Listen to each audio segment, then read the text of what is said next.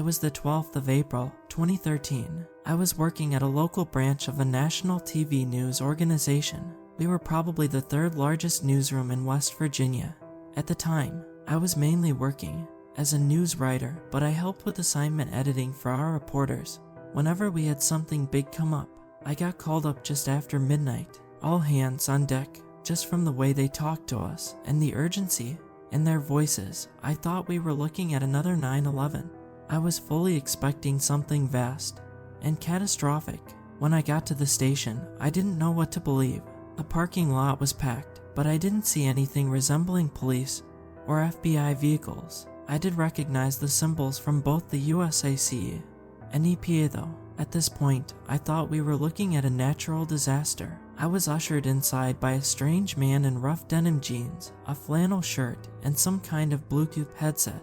He was clearly supposed to look like a civilian, but everything about his demeanor screamed military. The determined eyes, the no questions asked kind of demeanor. There was no point in questioning him. These people were brick walls. The newsroom looked different in the dark. Everything does. The shadows were longer, and everything had a slight echo to it.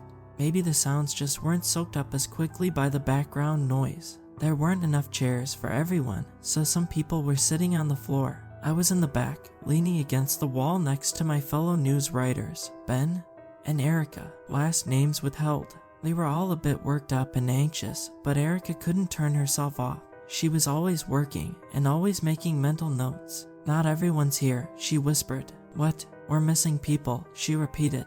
"We're missing a live camera crew." She was right. Peter usually did live camera coverage. He worked closely with Noel, who was also nowhere to be seen. Literally everyone but those two were there. Noel usually did night and early morning coverage, so I expected her to be front and center. They were working up in Juniper, Ben added. "Had a call from a local. Something happened up there." I asked. "Wildfire?" "No, nothing like that. No." Ben shook his head. "No idea what though. Something down in the valley." Erica shrugged. "We'd never seen anything like this." A woman in a pantsuit walked in and two men stepped up to block the exit.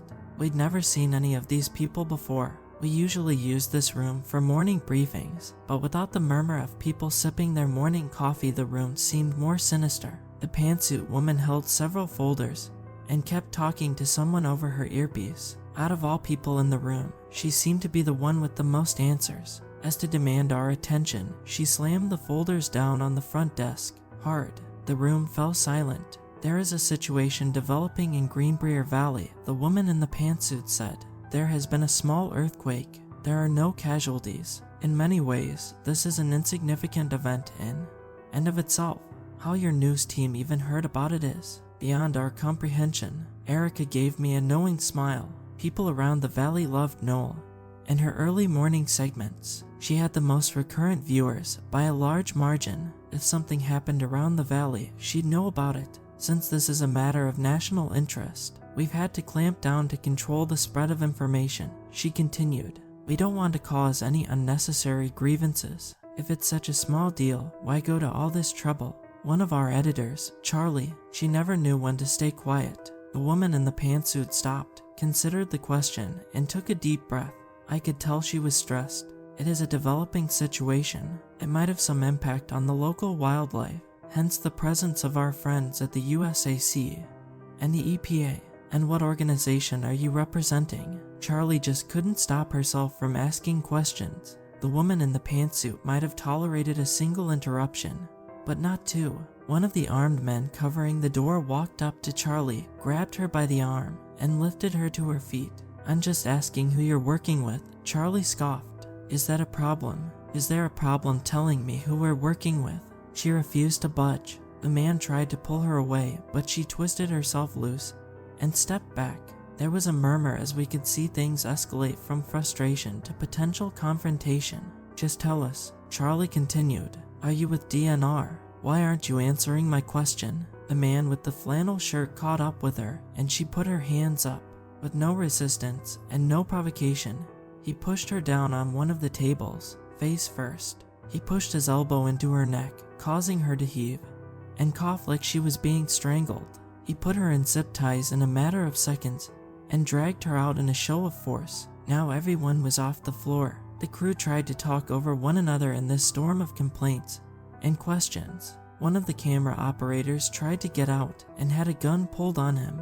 Things were escalating fast, and it only stopped when the woman in the pantsuit slammed down her folders again. For a split second, I thought it was a gunshot. If we start working together, y'all might just have a career left by the end of the night. Since cooperation doesn't seem to be a given at this point, we must take some precautions. They took our phones away and patted us down to make sure we didn't have anything hidden. The woman in the pantsuit laid out a bunch of documents for us to sign. We didn't get the time to read them, just a pen to sign them with and a promise of pain if we refused. Once it was said and done, she left. I never saw her again. Over the next hour, they brought in more people.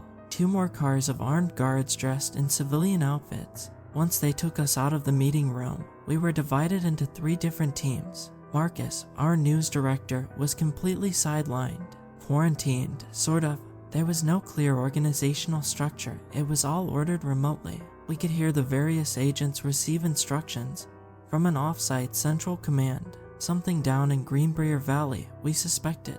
A man arrived just past 2 in the morning. He was in his early 70s and dressed in a cheap navy blue suit, but I could tell he was the one to keep my eyes on. The other agents seemed to pay special attention to him. He had this goofy little sunflower pin on his collar, something old and corporate. We were dragged back into the meeting room as the guards started handing out folders. We got 3 possible developments. The old man said, all equally possible, and we need to be prepared for each of them. There will be more people coming in through the night, and you'll be expected to stay here for the next 16 hours, minimum. There were no questions. We hadn't seen Charlie since she was carried off.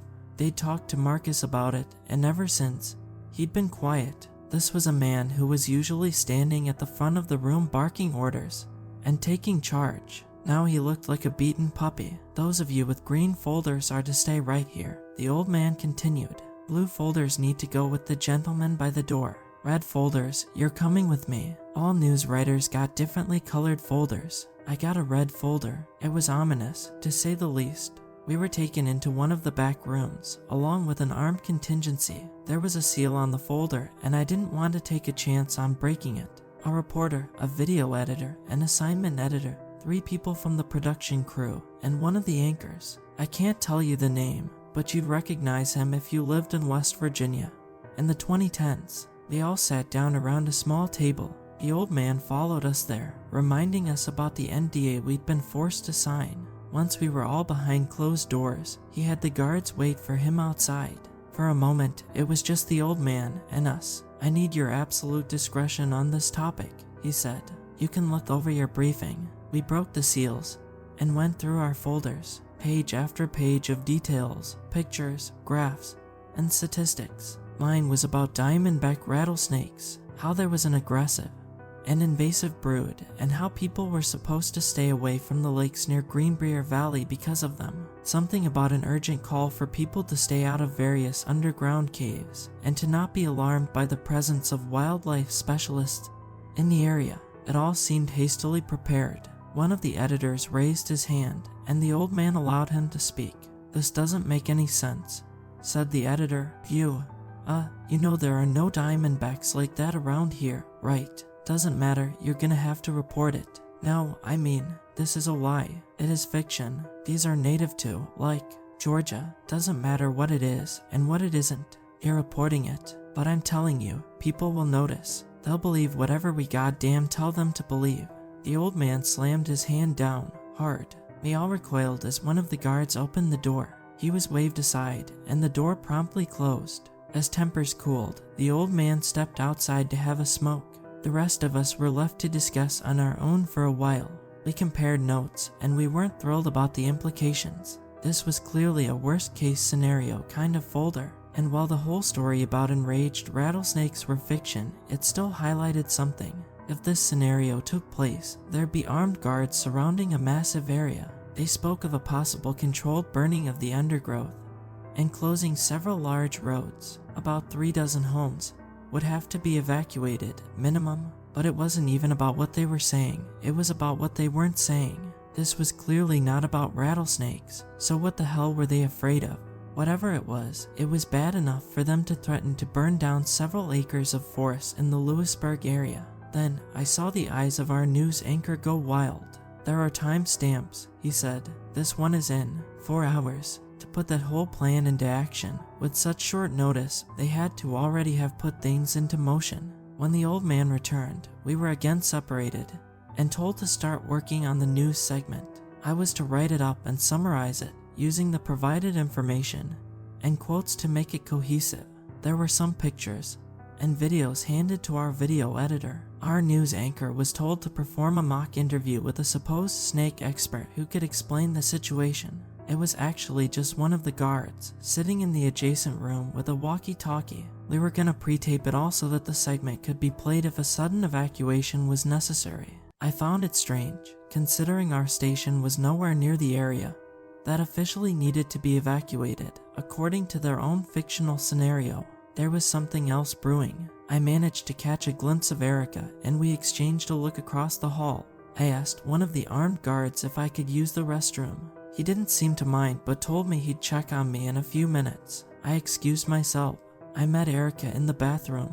I could tell she was flustered. She kept washing her hands as if trying to keep herself occupied. "What you get?" I whispered. "What they tell you. They say they're hunting an escaped convict, armed and dangerous. Phew, rattlesnakes. Diamondback rattlesnakes." "What?" "Yeah," I nodded. "Rattlesnakes." We compared notes. The stories provided were completely different, but they had something in common: evacuation of an area and the presence of armed guards. Both could also be a future explanation for possible civilian injuries. What changed was the scale. Erica's story was much smaller in scope and somewhat more believable.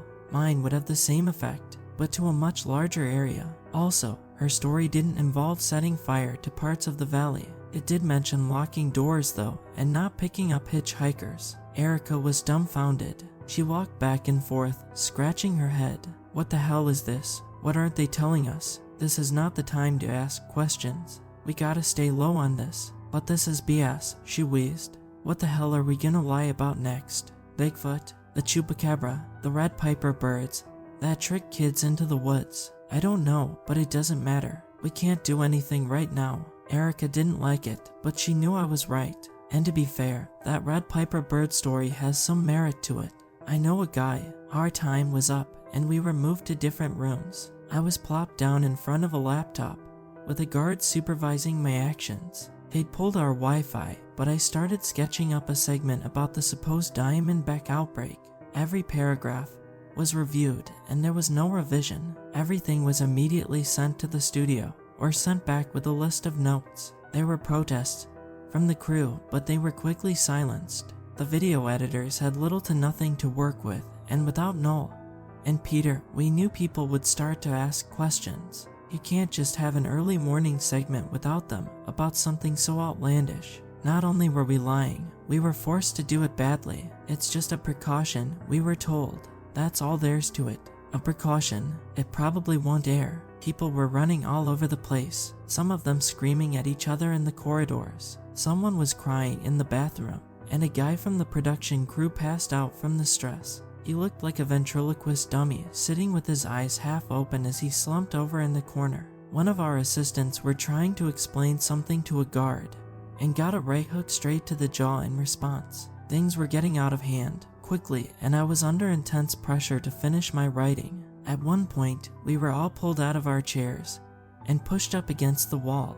When people started protesting, we were all told to be quiet, and for a few minutes, you could hear a pin drop, and somewhere in the distance, a helicopter. The guards started buzzing about. They talked about preparing for something. They brought out a kind of plastic paneling and duct tape from one of their trucks and forced one of the writing teams out of a meeting room on the bottom floor. The helicopter was coming our way. I heard screams about emergency landing as people scrambled to prepare something downstairs. I could see a little from a window on the top floor. I couldn't see where the helicopter landed, but the sound it made was deafening. Even from inside the building, I had to cover my ears. I could see camouflaged soldiers bringing someone inside, someone screaming at the top of their lungs. A woman, I think. "Boil water," someone screamed. "We need to boil water. Towels. We don't need more towels." yelled another. There was intense debate. Even now, the news anchor was told to keep recording. The old man was debating something over his earpiece. I couldn't quite make it out, but I heard some colors mentioned. It seemed that the red folder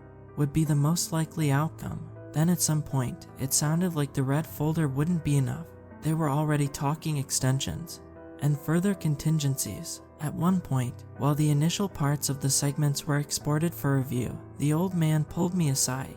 I was taken downstairs, closer to the screaming, and put in a small side room. "I'm gonna be honest with you, miss," he said as we shuffled down the stairs. "We might have to go off script on this one." There were no more physical folders to distribute, but they called this theoretical contingency the violet folder. It was just me and Ben working on it, seeing as the first folder had been completely abandoned, and we needed a new solid concept. The mildest scenario was no longer plausible, it seemed. The old man sat us down and complained that we needed something to explain a whole new set of events. We're talking maybe 6 or 7 miles increased radius in each direction, complete water shutdown for all of Lewisburg for at least 36 hours, semi-controlled fire at an unprecedented scale, intermittent power outages, waves of ground shocks that can cause everything from traffic disruption to bursting gas and sewage pipes. Where do we start?" asked Ben. The old man threw up his arms in defeat. He looked 10 years older. "I don't know," he admitted. "I can't. It has to make sense. So just tell them the truth. Tell us the truth," I pleaded. "We can help." For a moment, I could see he was considering it. He was nodding, looking down, and searched for the right words. Then something changed. He held a finger up to his earpiece, and his eyes shifted. Someone was talking. Suddenly, he shot out of his chair. "You're not bringing them here," he told someone on the other end of the line. "We have civilians, you can't know." And with that, he ran out of the room. Ben and I just sat there for a while.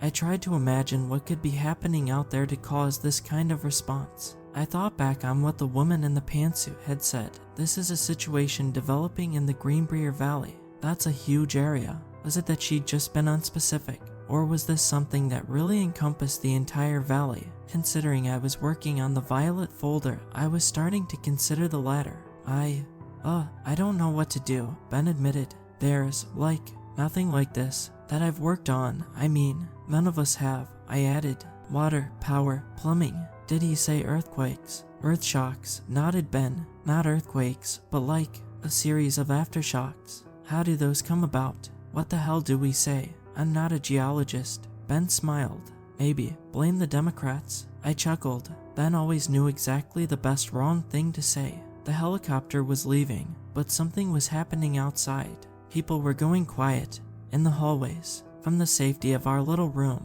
we could hear them bringing something in, something being rolled on squeaky wheels. Ben was about to peek out, but I pulled him back.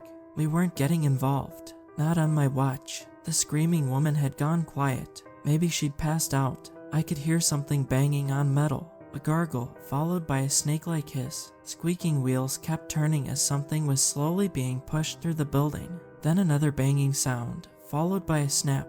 Everything fell deathly quiet. A second later, chaos. Gunshots, screams, screeching metal, wood breaking, glass shattering, automatic gunfire. Hundreds of rounds sprayed in all directions. As the gunfire died down, I could hear people running, scrambling for safety, doors being slammed shut with desperate voices calling out for barricades and ammunition. "There are still people out there." A muffled voice came through. "Get them out of there." And then, a completely alien noise. The best way I can describe it is a rattled breath. The same kind of rattle you hear when a big wasp struggles against a glass window, but bigger and organic. It was rhythmic, like someone taking deep, wounded breaths. Then there was clicking, sharp, dolphin-like clicking. It bounced against the walls, forcing an echo. It was such a sharp sound that it tickled my inner ear, making my head spin. I heard footsteps, several pairs, multiple individuals, and they were coming our way. Our room was just a little meeting room, a table with a set of laptops, 5 office chairs, 2 fake plants, and a gray carpet. That was it. But I got the feeling that if whatever was out there made its way in here, we'd be in trouble. This had to be the answer to whatever was happening down in the valley. And whatever it was, that sound was going to haunt my nightmares. I pointed at the light switch, but Ben didn't get the hint. I tried waving my hand around, and that seemed to do the trick. He snapped back to reality, killed the light, and we both crawled under the table. Moments later, something wet slapped against the door. Ben covered his mouth to stifle a scream. I could still hear his whimper. Another slap against the door, this one higher up. I could hear another set of footprints further off, counting at least 3 individuals in total. Ben, creaking metal, the handle was turning. Ben couldn't shut up. He was on the cusp of hyperventilation, and it seemed to just be a matter of time. "You gotta stop, Ben," I whispered. "You gotta stop. Just stop." I can't just." It got worse. I put my hand over his mouth, forcing it shut. I could feel his hot breath on my fingers. The door handle turned as something wet slapped its way into the room, only slightly muffled by the carpet.